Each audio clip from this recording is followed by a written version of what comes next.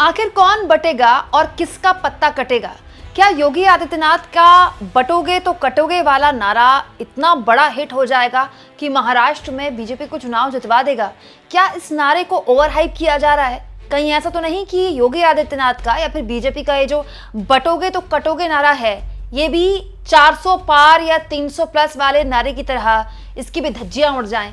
सब कुछ मैं आपको तफसील से बताऊंगी दोस्तों, और साथ में आपको ये भी बताऊंगी कि इस नारे के पीछे की आखिर पूरी की पूरी वैचारिक तौर पर क्या रणनीति है आरएसएस और बीजेपी की। लेकिन ये तो आप जानते ही हैं दोस्तों, योगी आदित्यनाथ ने जब से बटोगे तो कटोगे नारा दिया, नारा बड़ा मुस्कुराते हुए दिया, लेकिन क्यों दिया, किस उद्देश्य के साथ दिया, आपको बताने की जरूरत नहीं है।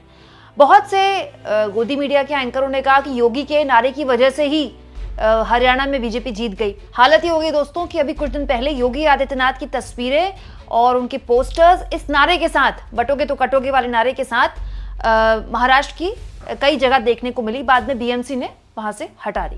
मुंबई में दिखी थी, मुंबई के अलग अलग हिस्सों में योगी के पोस्टर इस नारे के साथ। तो बड़ा सवाल यह है दोस्तों कि क्या बीजेपी इस नारे के भरोसे ही महाराष्ट्र में चुनाव लड़ रही है? कन्हैया मित्तल, आप जानते होंगे इनको, जो राम को लाए हैं हम उनको लाएंगे, ये गाना इन्होंने गाया था। हरियाणा चुनाव से पहले इन्होंने सनसनी मचा दी कहते हुए कि बीजेपी छोड़ रहे हैं वो और कांग्रेस में शामिल हो रहे हैं। बाद में बीजेपी ने उनको बना लिया और अभी भी ये बीजेपी समर्थक ही माने जाते हैं। इन्होंने भी कुछ दिन पहले एक गाना बाकायदा लॉन्च किया है, बटोगे तो कटोगे। एग्जैक्टली यही गाना है वो, और उसमें छत्रपति शिवाजी महाराज की बार बार तस्वीर दिखाई जाती है। इसके अलावा मराठा अस्मिता की बात कही जा रही है और बार बार बैकग्राउंड में योगी आदित्यनाथ का यही नारा उनकी आवाज में एको में चलता है, जहन में जैसे कोई याद दिला रहा हो कि याद रखो बटोगे तो कटोगे। दोस्तों, मैं मानती हूँ कि एक नारा चुनाव जिता दे, एक नारा चुनाव पलट दे। अब वो वक्त चुनाव में, भारत के चुनाव में निकल चुका है। भारत का चुनाव बहुत ज्यादा बदल चुका है। इनफैक्ट जो ये सोचते थे 5-7 साल पहले वो भारत के चुनाव को समझते हैं, तो अब वो भी कहने लगे हैं कि हर चुनाव अलग हो गया है। भारत का चुनाव बहुत ज्यादा कॉम्प्लेक्स हो गया है।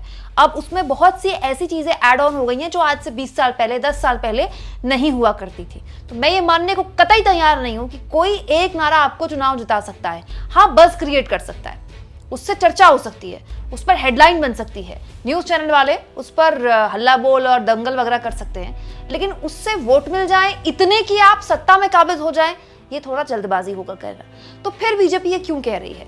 बीजेपी की तरफ से इस तरह के नारे बार बार क्यों पुश किए जा रहे हैं? क्योंकि याद रखिए, केवल योगी आदित्यनाथ ने नारा नहीं दिया, पहले योगी ने नारा दिया, उसके बाद मोदी ने अपने शब्दों में यही बात बोली कि हिंदू समाज को बंटना नहीं है। इसके अलावा मोदी ने कहा कि कांग्रेस चाहती है कि हिंदू जो हैं वो जातियों में बंट जाएं। इसके अलावा दोस्तों, संघ प्रमुख मोहन भागवत ने भी कुछ ऐसा ही बयान दिया था कि हिंदुओं को अगर सुरक्षित रहना है तो एक होना है। तो सबसे पहले तो दोस्तों, योगी जी से, मोदी जी से और भागवत जी से मैं ये पूछना चाहती हूँ, हिंदू कहाँ बटा हुआ है? कहीं आपने देश के अंदर हिंदुओं और हिंदुओं के बीच कोई इस तरह की कोई हिंसा की खबर देखी क्या? हाँ, सांप्रदायिक दंगे होते हैं, लेकिन वो हिंदुओं के बीच नहीं होते ना, वो हिंदू मुसलमान के बीच में होते हैं, क्योंकि बहराइच में देखने को मिला। लेकिन हिंदुओं के अंदर किसी भी तरह के बंटवारे की कोई खबर आपने कोई सुनी कि हिंदुओं की ये फलाना जाति उस जाति के साथ ये कर रही है और इस तरह से सौहार्द खराब हो रहा है, जातियों के बीच में माहौल खराब हो रहा है? ऐसा तो हमने नहीं देखा, कहीं से भी नहीं है ऐसी खबर। तो फिर हिंदू बटा कहाँ है? कहीं ऐसा तो नहीं कि बीजेपी का माहौल कट रहा है, बीजेपी का जनाधार कट रहा है और बीजेपी अब ये खौफ पैदा करना चाहती है लोगों के मन में कि देखो हिंदू खतरे में है। दोस्तों, अमोल खोले, ये है शरद पवार की एनसीपी के सांसद। अभी लोकसभा चुनाव में इन्होंने एक बड़ी जीत दर्ज की है और इन्होंने इस नारे की धज्जियां उड़ाते हुए कह दिया कि इस नारे के पीछे की सच्चाई क्या है। अब आप सुनिए क्या कह रहे हैं, उसके बाद मैं इसका मतलब आपको समझाऊंगी। तो बटेंगे ही तो कटेंगे कहने वालों, जरा ये भी बता दो, क्यों काटा महाराष्ट्र के युवाओं का रोजगार और बांट दिया गुजरात को? क्यों काटा किसानों की कर्ज माफी का हक और बांट दिया चुनिंदा पूंजीपतियों को? 26 लाख कोटीचं कर्ज माफ झालं, ठराविक उद्योगपतींचा, पण तुमच्या 7-12 कोरा झालेला नाही। आणि म्हणून हा प्रश्न है, क्यों काटा किसानों के कर्ज माफी का हक और बांट दिया पूंजीपतियों को? क्यों काटा मराठी पार्टियों को और बांट दिया आपने सत्ता के दलालों को? क्यों काटी आम आदमी की जेब? 3,000 रुपये साधारणतः खर्च व्हायचा, महिनाभराच्या जेवणाचा गेल्या वर्षभरात खर्च वाढलाय, झालाय 4,500. जाते ते सगळं तुमच्या खिशातून जातंय. आणि मगाशी रोहित दादांनी उल्लेख केला तर खोड रबर आणि शीस पेन्सिल दिली नसेल याचं कारण त्याच्यावर भी 18% जीएसटी. तो क्यों काटी आम आदमी की जेब और बांट दी इलेक्टोरल बॉन्ड्स वाली कंपनियों को? क्यों काटा महाराष्ट्र का हक और बांट दिया आपने गुजरात को? इसलिए कान खोल के सुन लो, कान खोल के सुन लो, बटेंगे तो कटेंगे ये कहने वालों. आपके खिलाफ होने वाले वोट हम अब न बटने देंगे. तो ये एनसीपी का अपना वक्तव्य हो सकता है क्योंकि अमोल कोले सांसद हैं, लेकिन दोस्तों ये हमें नहीं भूलना चाहिए कि कोई चुनाव जिताए नहीं जिताए नारा, लेकिन चुनाव हरवाने का दम रखता है.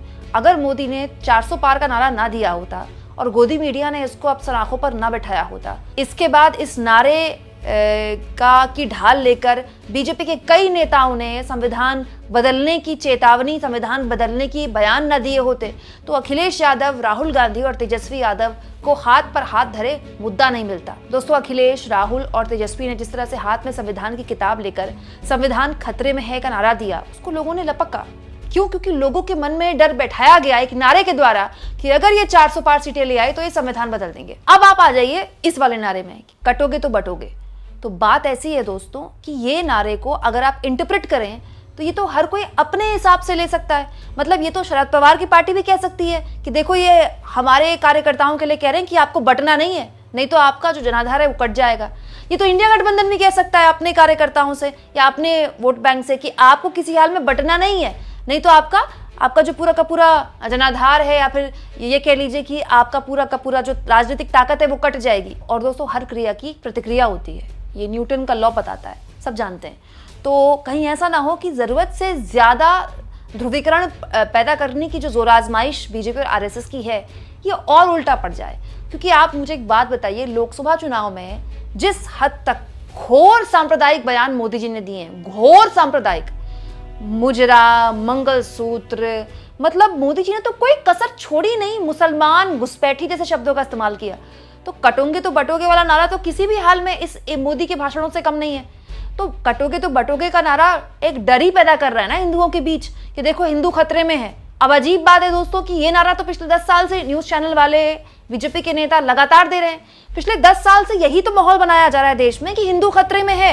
आज बांग्लादेश में तख्ता पलट हुआ तो वहां हिंदुओं पर हमला हुआ तो इसको अलग तरह से एक प्रेजेंट किया गया जमीन पर. लेकिन पिछले 10 सालों में हिंदुत्व की राजनीति जो हमारे देश में एक चरम पर पहुंची, उसका आधार क्या है? हिंदुओं को डराना ना, हिंदुओं के बीच में इनसिक्योरिटी पैदा करना कि देखो अगर बट गए तो कट गए. और इसका फायदा भी हुआ है बीजेपी को 2014 में इसका फायदा हुआ, 2019 में इसका फायदा हुआ, 2 बार पूर्ण बहुमत की सरकार बनाई है मोदी ने, कई राज्यों में इसका फायदा हुआ. लेकिन दोस्तों किसी मुद्दे की एक एक्सपायरी डेट भी होती है. अब दोस्तों योगी आदित्यनाथ का जो नारा है, अब बटोगे तो कटोगे, ये नारा पुरानी शराब नई बोतल में जैसा नारा है. इसको और एग्रेसिव मोड दे दिया योगी आदित्यनाथ ने क्योंकि उनकी छवि ऐसी है, उनका बोलने का तरीका ऐसा है. लेकिन ये बात पिछले 10 साल से लोगों के जहन में ऑलरेडी बिठाई गई है. तो आखिर किस लेवल का हिंदू मुसलमान भारतीय जनता पार्टी करना चाहती है? आखिर क्या भारतीय जनता पार्टी और आरएसएस की बात समझ में आ गई है कि हद से ज्यादा सांप्रदायिक माहौल बनेगा तो ही ये जो जातिगत जनगणना का मुद्दा है, अलग अलग जातियों की हिस्सेदारी का मुद्दा है, या फिर सामाजिक न्याय का जो एक नई राजनीति उभार मार रही है लोकसभा चुनाव के बाद से, अगर इसको पंगु करना है, इसको खत्म करना है तो हिंदुओं को डराना पड़ेगा. इस लेवल पर डरा दो कि सीएम से लेके पीएम तक इस तरह के बयान दे रहे हैं. अब यहाँ दोस्तों अखिलेश यादव के एक बयान को भी हमें गौर से सुनना चाहिए. दोस्तों अखिलेश यादव ये कहते हैं कि बटोगे तो कटोगे. ये जो नारा ये ऐसे ही नहीं है, ये एक प्रयोगशाला, एक लैब में तैयार किया गया नारा है. आप कंफ्यूज मत होइए, ये किसी लैब में तैयार हुआ नारा है. ये किसी लैब में तैयार हुआ नारा था. उन्हें किसी से बुलवाना था तो उत्तर प्रदेश के मुख्यमंत्री से बेहतर कौन बोलता. उनकी छवि भी वैसी है. अगर वो कह रहे हैं कि बटो नहीं कटो नहीं, तो पीडीए परिवार भी तो नहीं बटेगा. तो वो तो नारा आपके लिए लगा रहे हैं कि पीडीएफ परिवार के लोग बटना मत। सर ओवैसी ने भी 2 कैंडिडेट उपचुनाव यूपी में उतार दिया है, क्या फर्क पड़ेगा सर? तुम समाजवादी हो, जाओ घर। बहुत धन्यवाद कैसा। दोस्तों अखिलेश यादव एग्जैक्टली वही बात बोल रहे हैं जो मैं आपसे कह रही हूं कि ये नारा बीजेपी अपने वोटर्स को दे रही है कि आपने बटना नहीं है, लेकिन ये नारा अगर जमीन पर उतरा तो ये तो हर नेता अपने वोटर को दे सकता है कि आपने बटना नहीं है, आपने किसी हाल में अपने बीच में कोई डिफरेंसेस पैदा नहीं करने, नहीं तो आपका जनाधार कट जाएगा।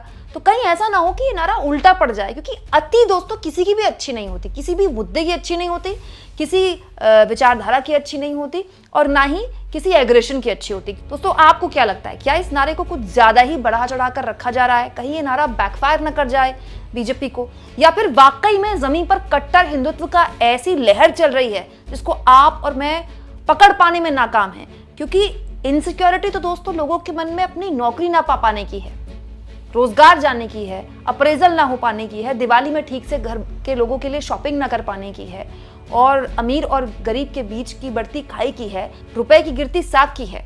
डर तो ये है कि आने वाले 10 साल 20 साल में एक परिवार अपने बच्चों को किस तरह का भविष्य देंगे। कहीं ऐसा तो नहीं कि लोगों के दिमाग का डर बदला जा रहा है कि कहां तुम महंगाई बेरोजगारी के लिए परेशान हो? असली डर तो ये है, जब तुम ही नहीं रहोगे तो फिर कौन सी महंगाई रहेगी और कौन सा रोजगार रहेगा? आपको क्या लगता है दोस्तों? कमेंट बॉक्स में जरूर लिखें, और जितना हो सके चैनल को शेयर करें, सब्सक्राइब करें, और थैंक्स और ज्वाइन के ऑप्शन से अगर आप चाहें तो कुछ आर्थिक मदद भी चैनल की जरूर करें।